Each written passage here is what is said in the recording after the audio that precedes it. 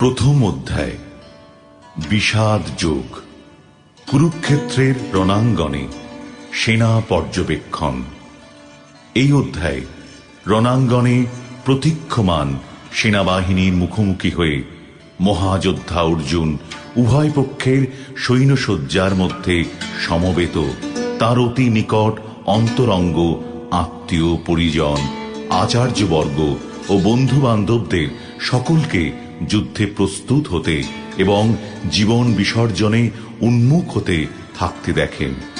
শোকে ও দুঃখে কাতর হয়ে অর্জুন শক্তিহীন হলেন, তার মন মহাচ্ছন্ন হল এবং তিনি যুদ্ধ করার সংকল্প পরিত্যাগ করলেন।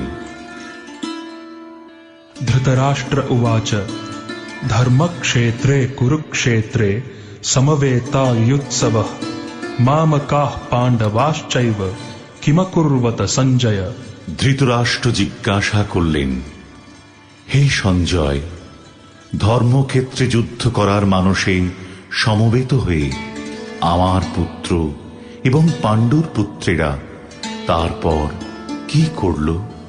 সঞ্জয় উবাচ দৃष्ट्वा तु पाण्डवानीकं व्यूढं दुर्योधनस्तदा आचार्यम् उपसंगम्य राजा वचनमब्रवीत्। সঞ্জয় বললেন, হে রাজন, পাণ্ডবদের সৈন্যসজ্জা দর্শন করে রাজা দুর্যোধন দ্রোণাচার্যের কাছে গিয়ে বললেন, पश्यैतां पाण्डुपुत्राणाम् आचार्य महतीं चमूं व्यूढां द्रुपदपुत्रेण तव शिष्येण धीमता। হে আচার্য, পাণ্ডবদের মহান সৈন্যবল দর্শন করুন, যা আপনার অত্যন্ত বুদ্ধিমান শিষ্য দ্রুপদের পুত্র অত্যন্ত দক্ষতার সঙ্গে বুহের আকারে রচনা করেছেন।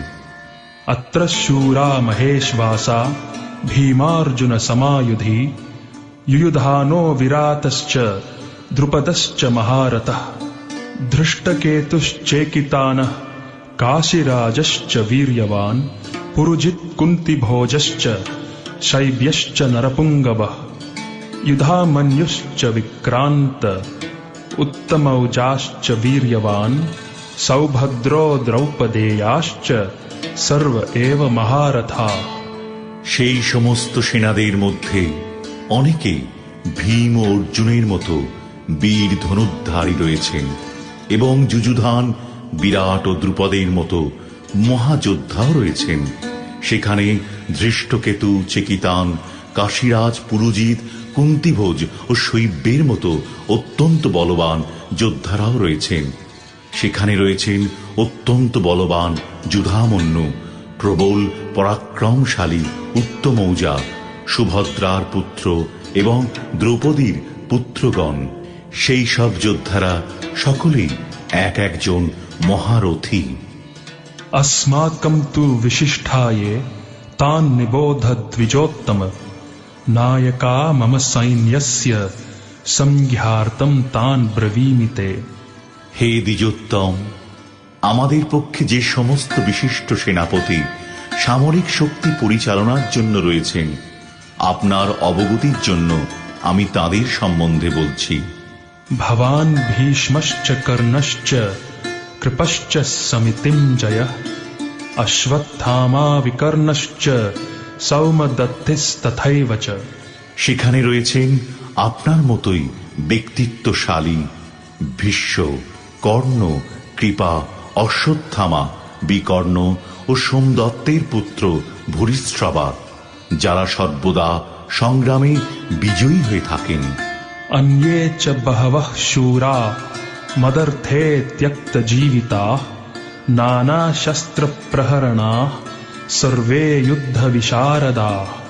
এছাড়া আরো বহু সেনানায়ক রয়েছেন, যারা আমার জন্য তাদের জীবন ত্যাগ করতে প্রস্তুত। তারা সকলেই নানা প্রকার অস্ত্রশস্ত্রে সজ্জিত এবং তারা সকলেই সামরিক বিজ্ঞানে বিশারদ। अपर्याप्तं तदस्माकं बलं भीष्माभिरक्षितं पर्याप्तं त्विदं एतेषां बलं भीमाभिरक्षितम्। अयनेषु च सर्वेषु यथा भागम् अवस्थिताः भीष्मम् एवाभिरक्षन्तु भवन्तः सर्व एव हि। আমাদের সৈন্যবল অপরিমিত এবং আমরা পিতামহ ভীষ্মের দ্বারা পূর্ণরূপে সুরক্ষিত, কিন্তু ভীমের দ্বারা সতর্কভাবে সুরক্ষিত পাণ্ডবদের শক্তি সীমিত। এখন আপনারা সকলে সেনাব্যূহের প্রবেশ পথে নিজ নিজ গুরুত্বপূর্ণ স্থানে স্থিত হয়ে পিতামহ ভীষ্মকে সর্বতোভাবে সাহায্য প্রদান করুন। तस्य सञ्जनयन् हर्षम् कुरु वृद्धः पितामहः सिंहनादं विनद्योच्चैः शङ्खं दध्मौ प्रतापवान्। তখন কুরুবংশের বৃদ্ধ পিতামহ ভীষ্ম দুর্যোধনের হর্ষোৎপাদনের জন্য সিংহের গর্জনের মতো অতি উচ্চনাদে তাঁর শঙ্খ বাজালেন। ततः शङ्खाश्च भैर्यश्च पणवानकगोमुखाः सहसैवाभ्यहन्यन्त सशब्दस्तुमुलोऽभवत्। তারপর শঙ্খভেরী প্রণব আনক ঢাক ও গোমুখ সিংহাসমূহ হঠাৎ একত্রে ধ্বনিত হয়ে এক তুমুল শব্দের সৃষ্টি হল। ततः श्वेतैर्हयैर्युक्ते महति स्यन्दने स्थितौ माधवः पाण्डवश्चैव दिव्यौ शङ्खौ प्रदध्मतुः। অন্যদিকে শ্বেত অশ্বযুক্ত এক দিব্য রথে স্থিত শ্রীকৃষ্ণ ও অর্জুন উভয়ে তাঁদের দিব্য শঙ্খ বাজালেন।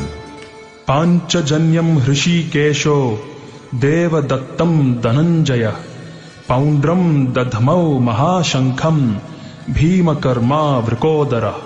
তখন শ্রীকৃষ্ণ পাঞ্চজন্য নামক তাঁর শঙ্খ বাজালেন, অর্জুন বাজালেন তাঁর দেবদত্ত নামক শঙ্খ এবং বিপুল ভোজন প্রিয় ও ভীমকর্মা ভীমসেন বাজালেন পৌণ্ড্র নামক তাঁর ভয়ঙ্কর শঙ্খ।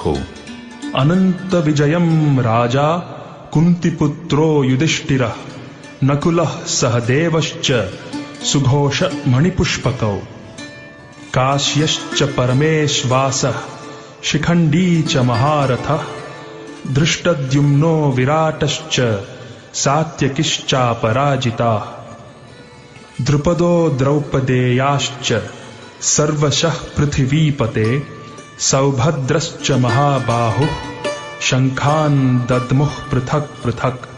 কুন্তিপুত্র মহারাজ যুধিষ্ঠির অনন্ত বিজয় নামক শঙ্খ বাজালেন এবং নকুল ও সহদেব বাজালেন সুঘোষ ও মণিপুষ্পক নামক শঙ্খ।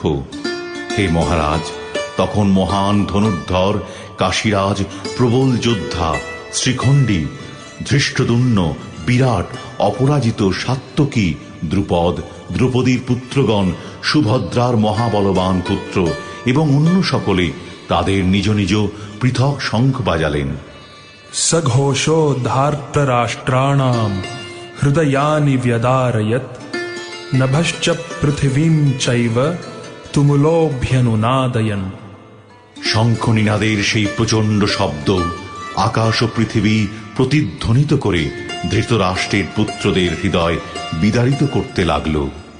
अथ व्यवस्थितान् दृष्ट्वा धार्तराष्ट्रान् कपिध्वजः प्रवृत्ते शस्त्रसम्पाते धनुरुद्यम्य पाण्डवः ऋषिकेशं तदा वाक्यम् इदमाह महीपते। সেই সময় পাণ্ডুপুত্র অর্জুন হনুমান চিহ্নিত পতাকা শোভিত রথে অধিষ্ঠিত হয়ে তার ধনুক তুলে নিয়ে স্বর নিক্ষেপ করতে প্রস্তুত হলেন। হে মহারাজ, ধৃতরাষ্ট্রের পুত্রদের সমর সজ্জায় বিন্যস্ত দেখে অর্জুন তখন শ্রীকৃষ্ণকে এই কথাগুলো বললেন। अर्जुन उवाच सेनयोरुभयोर्मध्ये रथं स्थापयमेच्युत यावद् एतान् निरीक्षेऽहं योद्धुकामान् अवस्थितान् कैर्मया सहयोद्धव्यम् अस्मिन् रणसमुद्यमे। অর্জুন বললেন, হে অচ্যুত, তুমি উভয় পক্ষের সৈন্যদের মাঝখানে আমার রথ স্থাপন করো, যাতে আমি দেখতে পারি যুদ্ধ করার অভিলাষী হয়ে কারা এখানে এসেছে এবং এই মহাসংগ্রামে আমাকে কাদের সঙ্গে যুদ্ধ করতে হবে। योत्स्यमानान् अवेक्षेऽहं य एतेऽत्र समागताः धार्तराष्ट्रस्य दुर्बुद्धेर्युद्धे प्रियचिकीर्षवः। ধৃতরাষ্ট্রের দুর্বুদ্ধি সম্পন্ন পুত্রকে সন্তুষ্ট করার বাসনা করে যারা এখানে যুদ্ধ করতে এসেছে তাদের আমি দেখতে চাই। सञ्जय उवाच एवम् उक्तो हृषीकेशो गुडाकेशेन भारत सेनयोरुभयोर्मध्ये स्थापयित्वा रथोत्तमम्। সঞ্জয় বললেন, হে ভরত বংশধর, অর্জুন কর্তৃক এভাবে আদৃষ্ট হয়ে শ্রীকৃষ্ণ সেই অতি উত্তম রথটি চালিয়ে নিয়ে উভয় পক্ষের সৈন্যদের মাঝখানে রাখলেন। भीष्मद्रोण प्रमुखतः सर्वेषां च महीक्षिताम् उवाच पार्थ पश्यैतान् समवेतान् कुरुन् इति। ভীষ্ম দ্রোণ প্রমুখ পৃথিবীর অন্য সমস্ত নৃপতিদের সামনে ভগবান ঋষিকেশ বললেন, হে পার্থ, এখানে সমবেত সমস্ত কৌরবদের দেখো। तत्रा पश्यत् स्थितान् पार्थः पितॄन् अथ पितामहान् आचार्यान् मातुलान् भ्रातॄन् पुत्रान् पौत्रान् सखींस्तथा श्वशुरान् सुहृदश्चैव सेनयोरुभयोरपि। তখন অর্জুন উভয় পক্ষের সৈন্যদের মধ্যে পিতৃব্য, পিতামহ, আচার্য, মাতুল, ভ্রাতা, পুত্র, পৌত্র, শ্বশুর, মিত্র ও শুভাকাঙ্ক্ষীদের উপস্থিত দেখতে পেলেন। तान् समीक्ष्य स कौन्तेयः सर्वान् बन्धून् अवस्थितान् कृपया परयाविष्ठो विषिद्धान्निदमब्रवीत्। তখন কুন্তিপুত্র অর্জুন সকল রকমের বন্ধু ও আত্মীয় স্বজনদের যুদ্ধক্ষেত্রে অবস্থিত দেখলেন। তখন তিনি অত্যন্ত কৃপাবিষ্ঠ ও বিষণ্ণ হয়ে বললেন, अर्जुन उवाच दृष्ट्वेमं स्वजनं कृष्ण युयुत्सुं समुपस्थितं सीदन्ति मम गात्राणि मुखं च परिशुष्यति। অর্জুন বললেন, হে প্রিয়বর কৃষ্ণ, আমার সমস্ত বন্ধু বান্ধব ও আত্মীয় স্বজনদের এভাবে যুদ্ধভিলাষী হয়ে আমার সামনে অবস্থান করতে দেখে আমার অঙ্গ প্রত্যঙ্গ অবশ হচ্ছে এবং মুখ শুষ্ক হয়ে উঠছে। वेपथुश्च शरीरे मे रोमहर्षश्च जायते गाण्डीवं श्रंसते हस्तात् त्वक्चैव परिदह्यते। আমার সর্বশরীর কম্পিত ও রোমাঞ্চিত হচ্ছে, আমার হাত থেকে গাণ্ডীব খসে পড়ছে এবং ত্বক যেন জ্বলে যাচ্ছে। न च शक्नोम्यवस्थातुं ब्रह्मतीव च मे मनः निमित्तानि च पश्यामि विपरीतानि केशव। হে কেশব, আমি এখন আর স্থির থাকতে পারছি না, আমি আত্মবিস্মৃত হচ্ছি, আমার চিত্ত উদ্ভ্রান্ত হচ্ছে। হে কেশী দানবহন্তা শ্রীকৃষ্ণ, আমি কেবল অমঙ্গল সূচক লক্ষণ সমূহ দর্শন করছি। न च श्रेयो अनुपश्यामि हत्वा स्वजनमाहवे न काङ्क्षे विजयं कृष्ण न च राज्यं सुखानि च। হে কৃষ্ণ, যুদ্ধে আত্মীয় স্বজনদের নিধন করা শ্রেয়স্কর দেখছি না। আমি যুদ্ধে জয়লাভ চাই না, রাজ্য এবং সুখ ভোগও কামনা করি না। किं नो राज्येन गोविन्द किं भोगैर्जीवितेन वा येषाम् अर्थे काङ्क्षितं नो राज्यं भोगाः सुखानि च। तैमेव स्थिता युद्धे प्राणां त्यक्त्वा धनानि च आचार्याः पितरः पुत्रास्तथैव च पितामहाः मातुलाः श्वशुराः पौत्राः श्यालाः सम्बन्धिनस्तथा एतान्न हन्तुम् इच्छामि घ्नतोऽपि मधुसूदन। अपि त्रैलोक्यराज्यस्य हेतोः किं नु मही कृते निहत्य धार्तराष्ट्रान्नः का प्रीतिः स्यात् जनार्दन।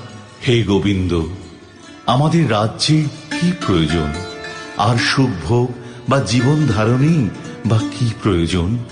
যখন দেখছি যাদের জন্য রাজ্য ও সুখভোগের কামনা, তারা সকলেই এই রণক্ষেত্রে আজ উপস্থিত। হে মধুসূদন, যখন আচার্য, পিতৃব্য, পুত্র, পিতামহ, মাতুল, শ্বশুর, পৌত্র, শালক ও আত্মীয় স্বজন সকলেই প্রাণ ও ধনাদির আশা পরিত্যাগ করে আমার সামনে যুদ্ধে উপস্থিত হয়েছেন, তখন তারা আমাকে বধ করলেও আমি তাদের হত্যা করতে চাইব কেন?